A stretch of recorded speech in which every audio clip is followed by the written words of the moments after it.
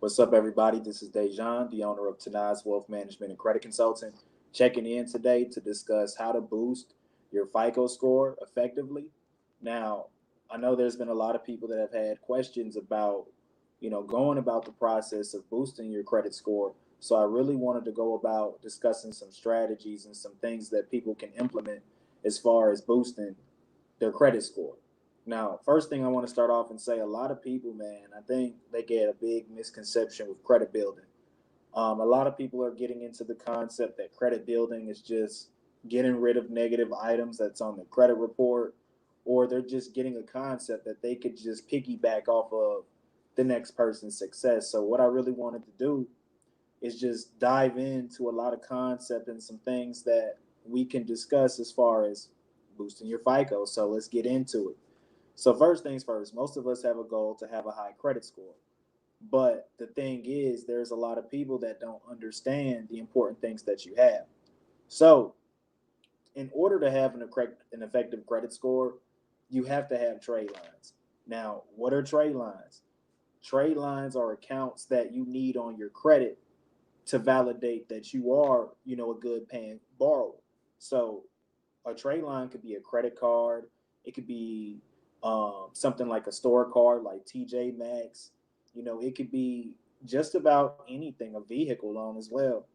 So, ideally, credit reports are used to reflect, whether you make on time payments or not. And for the average person, your credit report should contain a few things. I usually say between 3 and 5 items, depending on your age, of course.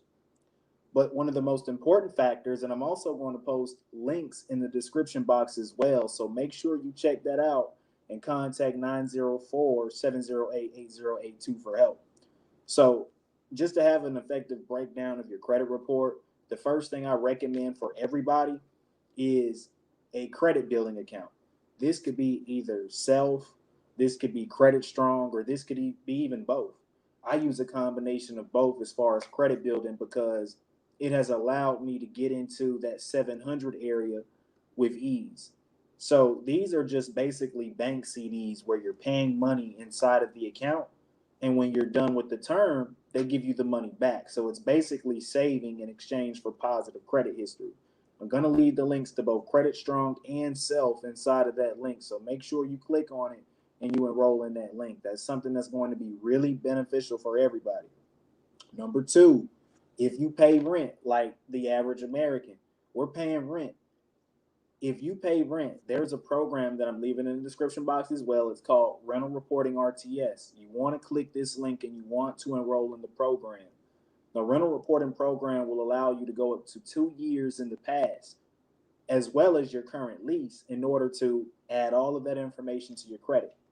Now, when I used this, I was able to get pre-approved for $275,000 on a mortgage because I was basically able to prove that not only was I making on-time rent payments, but I also had the cash available for down payments and closing costs. So those are some effective things that you have to keep in mind. Now, as far as boosting your credit, I usually tell people stay as far away from debt as possible. That's why I'm recommending self, credit strong, and rental reporting. Now, I also have a variety of other links in my credit broker affiliate link that I'm going to put in the description box as well that you all can check out if you want to see some additional trade lines. So, just to give you another run through of what you would see on a credit report, rental reporting, a credit builder account or two. I do not recommend credit cards.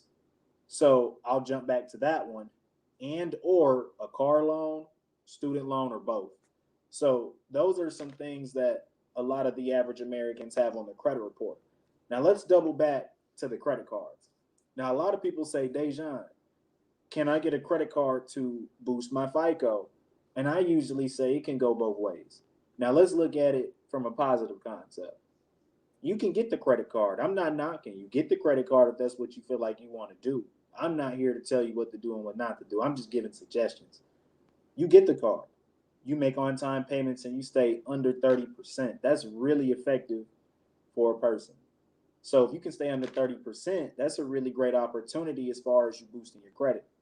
Now, for people that use credit cards for emergency situations, or they just want to dive into credit cards because they just want to use it for personal needs, keep in mind, as soon as you go over 30%, that could potentially drop your FICO score just a little or sometimes drastic depending on the usage.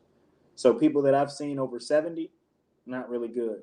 You're not going to get approved by a lot of lenders with that credit score usage. Well, not the credit score usage, but the credit usage being that high. So you need to keep it as low as possible when you're using these cards, at least as far as credit building goes. Now, if you're not looking into credit building, do whatever you want. It's your life. I'm not judging. Just do whatever.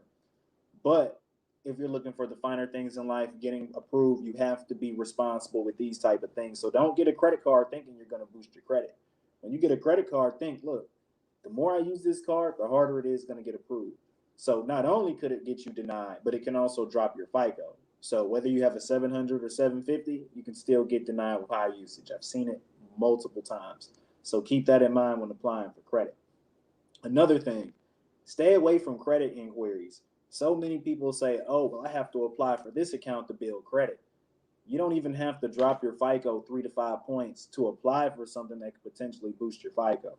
Nothing I recommend usually drops your FICO as far as applying. So if you're going to get an inquiry that drops your FICO score, it's probably not worth applying for. There's a variety of things out there that can help you. Now, one last gem as far as inquiries go. Don't apply for more than 4 things in a given year. Now, if you're shopping for car rates or if you're shopping for a mortgage, that's fine if you go over 4 because they treat it as one inquiry, at least in a given period of time. But if you're just going out, just shopping for random things, if you go over 4 inquiries, that's a red flag to lenders. You don't want to do that. And not only that, you're dropping about 3 to 5 points for each inquiry. I've seen people with 15, 20, and 30 inquiries for no reason. So that's dropping your FICO. So again, just to touch on that, pay down your credit cards if you have them already. There's a lot of people that are over usage on their credit cards. A lot of people.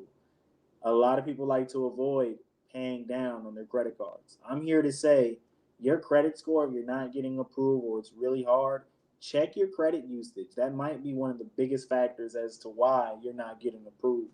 So make sure you're not overspending on a card that you can't really afford, because not only are you wasting your time, but you're defeating the purpose of what you want to do for the future. So double up on your payments if necessary, because nobody wants to be trapped in credit card debt. And a thing about the authorized user accounts, because I get a lot of questions on this as well. Authorized user accounts are great for kids and teenagers, not adults that are like 25 plus looking to build their credit. If I'm a lender and I pull your credit report and I see that you're an authorized user on Billy's credit card or Susie's store card, I'm not really going to give you that much leeway, because I can clearly see that this is an account that you're an authorized user on, not necessarily the account holder for. So I may not give you as much weight as far as what the credit bureau may deem is necessary for someone looking to get approved.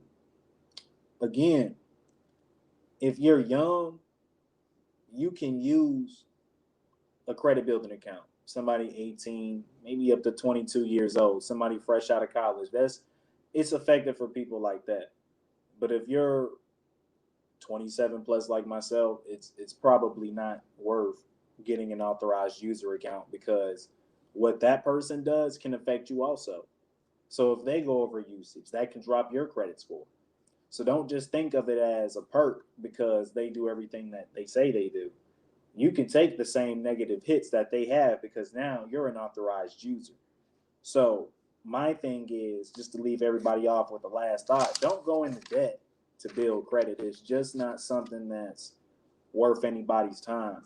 Check out these accounts that I have in my credit affiliate links in the description box. A lot of these are going to help you. You can call 904-708-8082. You can definitely set up a credit consultation, and we can definitely talk about some ways where we can get your credit score in line. And we can even sit down on Zoom or video chat and discuss some opportunities as far as getting you on the right line. So don't hesitate to reach out if you're looking to schedule a consultation. Now, if you're just looking to call in for questions, I would probably prefer you not to, because it's definitely for paying customers only. So I do want to point that out. But seriously though, get into SelfLender and Credit Strong, two really effective programs as far as credit building accounts go. Get your rent on there. If you've paid anything within the last 2 years, it's worth looking into. Stay away from credit cards. And hey, if you want to use a credit card, I have a variety of those in my links as well. So make sure you check that out. I would definitely look into First MasterCard, First Assess. I'm gonna drop a link on that too. It's like $300 unsecured. There's a lot of online shopping accounts on there as well for people that like, accounts like Fingerhood, and accounts where you can just go online and just spend a lot of money on, honestly. So check out the links. It's a lot of good information on there. You can also check out my website. A lot of good stuff on there as far as trade lines, and there's a credit tab for you as well. So make sure you tap into the resources. Hit me up with questions, leave comments in the comment section. I could definitely answer as many questions as I get in there. So definitely want to say I appreciate everyone that is taking the time to watch this video, and hope y'all stay blessed. And one last thing, I'm going to be posting a lot more on Saturdays and Sundays because I got a new job now. So I'm working a lot Monday through Friday. So let's try to tap in every Saturday and Sunday with some new information. I'm going to be back live tomorrow as well. So make sure you tune in, and I appreciate y'all. Stay blessed.